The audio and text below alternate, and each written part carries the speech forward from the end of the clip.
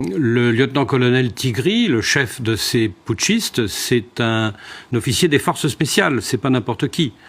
Le coup, visiblement, il a commencé par l'arrestation d'un certain nombre d'officiers supérieurs de la hiérarchie militaire, notamment donc le chef d'état-major de l'armée et le chef d'état-major de la garde nationale.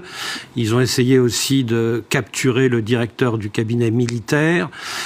Et c'est peut-être ça qui a donné l'alerte et qui a permis au président, qui était peut-être encore à son domicile, de se mettre à l'abri quand les putschistes ont attaqué son domicile.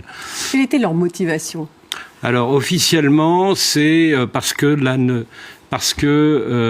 au nord, il y a de plus en plus d'attaques djihadistes, une mauvaise prise en compte des familles des soldats tombés au front, et parce qu'il y a une mauvaise gouvernance démocratique, c'est-à-dire le fait que, notamment, le principal parti d'opposition, les démocrates, ne puisse pas présenter de candidat à la présidentielle du mois d'avril prochain. Est-ce que c'est vraiment les vraies revendications ? Est-ce que c'est pas opportuniste? Est-ce que c'est pas tout simplement des militaires qui veulent faire comme leurs frères d'armes du Burkina, du Niger, du Mali? On peut rapprocher un coup comme celui-ci des coups justement des autres. Burkina Faso, Mali. L'Afrique de l'Ouest est énormément déstabilisée depuis 5 ans, depuis le premier coup d'août 2020 à Bamako, donc les 3 pays du Sahel, la Guinée-Bissau il y a 3 semaines. Ça inspire évidemment d'autres militaires. Il y a un effet domino. Il y a un effet domino, il y a un effet de contagion. Ils se sont retranchés dans un camp militaire, dans un quartier populaire de l'ouest de la capitale, qui s'appelle Tokben.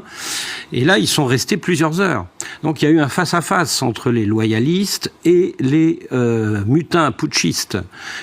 Bénin, les militaires du CMR sont en train de sécuriser toute la zone en neutralisant certains éléments récalcitrants fidèles au régime, contrairement aux tentatives de désinformation activées sur les réseaux sociaux par les trolls du régime. Et pro-France, le coup d'État n'a pas été déjoué.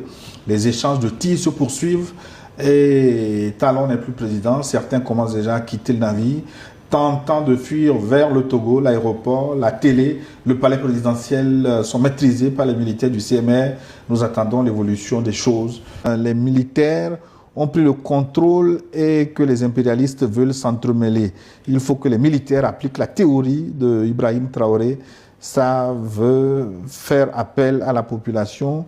Ça veut dire faire appel à la population, les médias et les pays autour pour passer leur message. Si la CEDEAO servait à quelque chose, c'est aujourd'hui au Nigeria que les terroristes tuent tellement de gens que les États-Unis sont obligés d'intervenir militairement. Où est le communiqué de la CEDEAO sur le respect de l'ordre constitutionnel au Nigeria?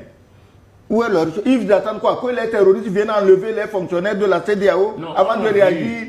Où est leur communiqué? Qu'est-ce qu'ils disent mais on a vu dans le cas du Niger... Arrêtez ça! On a vu dans quelles conditions la CEDEAO s'est décidée à envahir le Niger. Et on savait qui était derrière ça. C'était la France. C'est le même. Pourquoi tu dis son nom même? Voilà. Est-ce qu'ils sont mille? Donc aujourd'hui, si vous voyez cette CEDEAO-là se lever et faire ce communiqué et parler encore de cette force en attente, ça veut dire que l'ordre est déjà ça veut dire que l'ordre est déjà donné. Déjà, un communiqué est venu de la France et qui demande que le président Talon soit rétabli immédiatement dans ses fonctions. On n'a pas vu le logo de la télévision sur la déclaration que le ministre a fait. Je ne suis pas pour les coups d'État. Mais quand j'entends... Moi non plus. Quand j'entends rétablissement de l'ordre constitutionnel, si ça vient des hommes sérieux, je les écoute, je les suis. Mais si ça vient des farceurs que nous connaissons, qui voulaient faire la guerre au Niger, au Mali, au Burkina, pour ordre constitutionnel, je leur dis, allez au diable.